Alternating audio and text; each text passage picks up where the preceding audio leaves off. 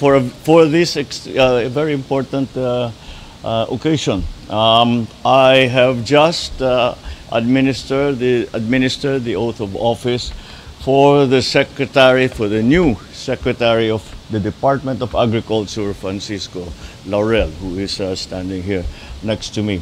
And this is because it is time that we have found somebody who understands very well the problems that agriculture is facing. And the reason for the timing is, I'd like also to put a little background to it. The reason for the timing is that now we are confident, Secretary Kiko and I are confident that we have a fair understanding, a good understanding of what it is that needs to be done. What are the problems? And the reason that I held on to the position of Secretary of Agriculture was that I truly believed, and I think I was proven right, that there are many things that only a president could do.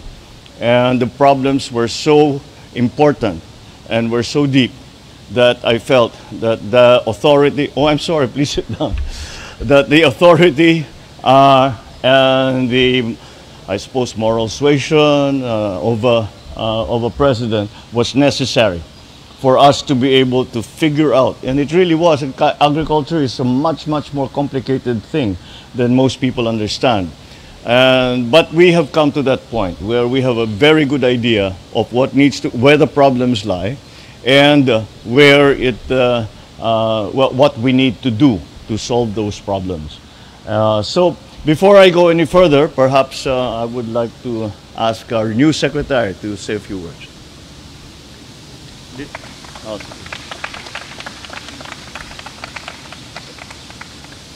Hello. Magandang umaga sa inyong lahat. Ako po si Francisco Tio Laurel Jr. Buong puso ko pong tinatanggap ang hamon ng ating mahal na Pangulo na maglingkod bilang kalihim ng kagawaran ng agrikultura. Una sa lahat, nagpapasalamat ako kay Pangulong Ferdinand Bongbong Marcos Jr. sa kanyang tiwala at sa pagkakataong binigay sa akin na makapagsilbi sa sektor ng agrikultura. Bilang kinatawan ng Pangulo, layunin ko na ipagpatuloy ang kanyang mga adhikain at programa sa sektor ng agrikultura. Sa mga darating na araw, ilalatag ko sa inyo ang mga plano ng kagawaran ng agrikultura in coordination with our President. Pangunahing adhikain ko ang pagtiyak na sagana ang ating ani at siguraduhin ito ay nakakarating sa hapag ng bawat Pilipino. Layunin ko na tiyakin na may sapat at masustansyang pagkain na mabibili ang ating mga kababayan sa tamang halaga. Susi dito ang modernisasyon ng sektor ng agrikultura kasabay ng pagpabubuti sa kapakanan ng mga kapatid nating magsasaka at mangingisda. Ating sisiguraduhin na sila ay makikinabang sa mga bunga ng kanilang pagod at pagsisikap. Malapit sa puso ko ang mga kapatid nating magsasaka at mangingisda dahil personal kong natunghayan ang mga hirap at pangarap nila. Asahan po ninyong laging bukas ang aking tanggapan para sa inyong lahat. Handa akong makinig at makatrabaho kayo. Higit sa lahat, ako ay handa na magtrabaho para sa inyo. Lubos po ako naniniwala na kaya nating mapalago ang produksyon ng ating agrikultura sa tulong ng ating Presidente. Ngunit hindi ko ito kakayanin mag-isa. Kailangan ko ang tulong at pakikiisa ninyo at ng buong sambayan ng Pilipino. Maraming salamat po sa inyong mainit na pagtanggap at suporta. Mabuhay ang kagawaran ng agrikultura, mabuhay ang mga magsasaka at mangingisda ng Pilipinas. Salamat.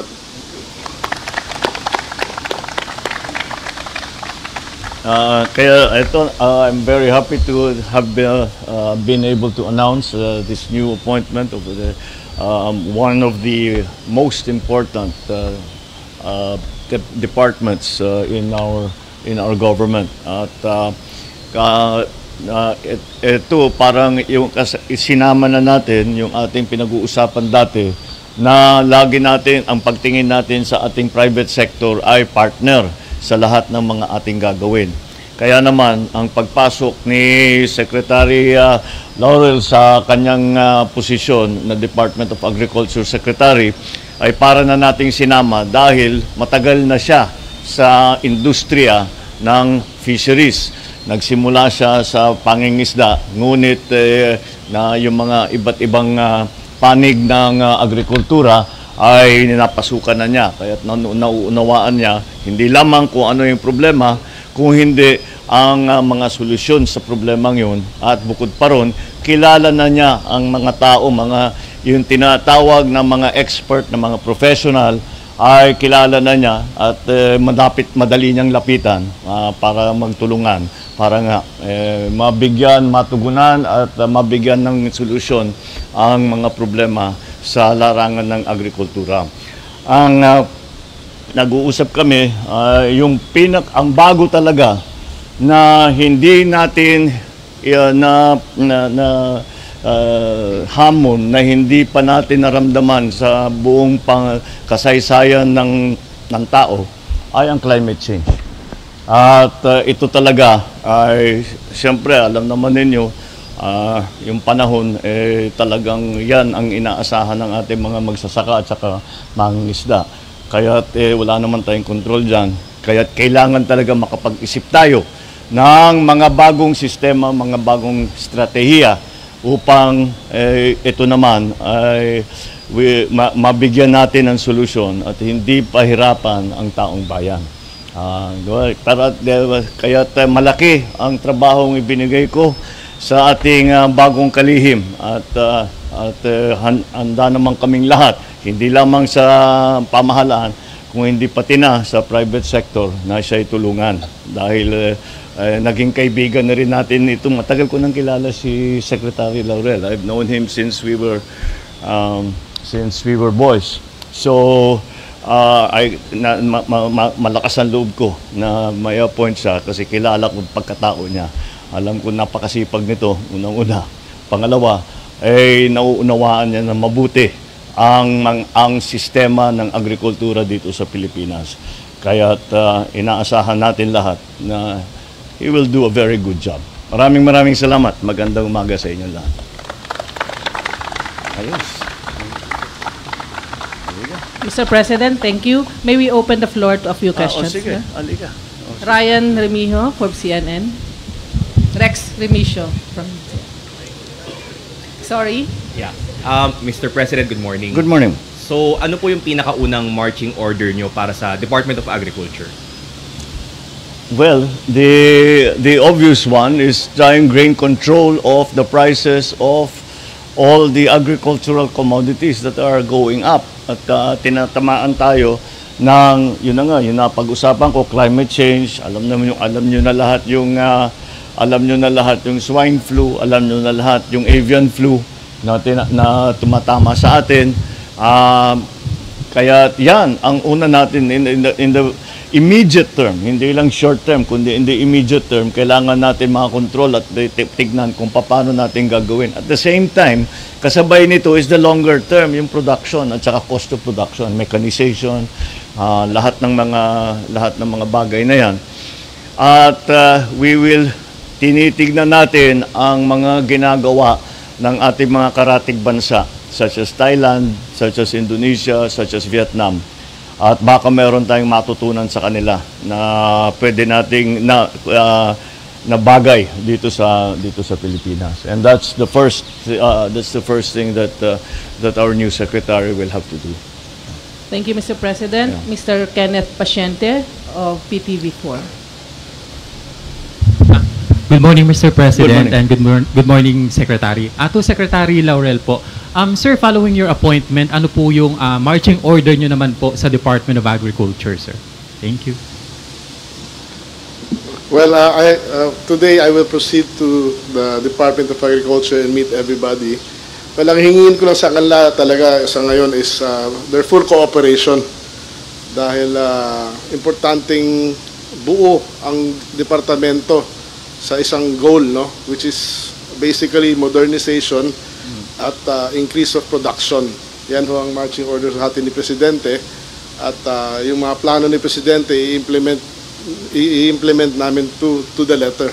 But I need the team to be intact at buo ang loob para magawa at para ma-meet ang targets and goals natin. Thank you. Thank you, Secretary Laurel. Thank you, Mr. President. Before we finish, I would just like, I know many people are worried about our people, our Filipino nationals in Gaza, in Israel, in the middle of the war. At saka dumating ang balita sa atin na yung mga nasa Gaza hindi pinapalabas pa sa Rafah crossing. And nagtatakang iba bakit nga hindi. Well, it is unfortunately completely out of our hands. We have no control over this. It is between the Israelis and the Palestinians. There is also a complication because some of the Filipino nationals, mga babae na may napangasawa na ng Palestinian. Hindi pinapalabas yung Palestinian. So many of them are undecided kung gusto nilang umalis o hindi. Dahil siyempre ayaw naman nilang iwanan ang asawa nila, ayaw nilang iwanan yung kanilang anak. So these are the problems that we are facing. However, I've asked the Secretary Ricky Manalo to make the ambassador Ilan Flus, and of course he has been able to get in touch with the foreign minister of Israel, and our ambassador Juni Lailo was able to see the president yesterday, the president of Israel yesterday. So may pangako sila sa atin na maipapalabas na ang mga Pinoy, mga Pilipino, maipapalabas na by today or tomorrow. That is what they promised at Saturday daw at the latest. So that's what nakahanda naman lahat ng ating mga bus, nakahanda na yung mga embassy natin sa Cairo na nandun lang sila, matagal na sila nag-aantay dun sa tawiran, yung Rafah crossing. And they are ready for when the time comes na tumawid na ang mga Pinoy, dadalhin at pauwi. We have also offered our assistance to other ASEAN countries. Maraming Thai, may mga Vietnamese, meron mga iba't iba. So sabi namin kung sino mauna, magtulungan na lang tayo. And it looks like we are the ones there first because ang presence naman ng Pinoy in the area is much higher than the others. So that is the latest news that I received today, early this morning from our Secretary of the DFA. And sana naman matutuo na para mailabas na natin lahat ng gustong lumabas and bring them back home to safety. Thank you. Magandang umaga sa inyo.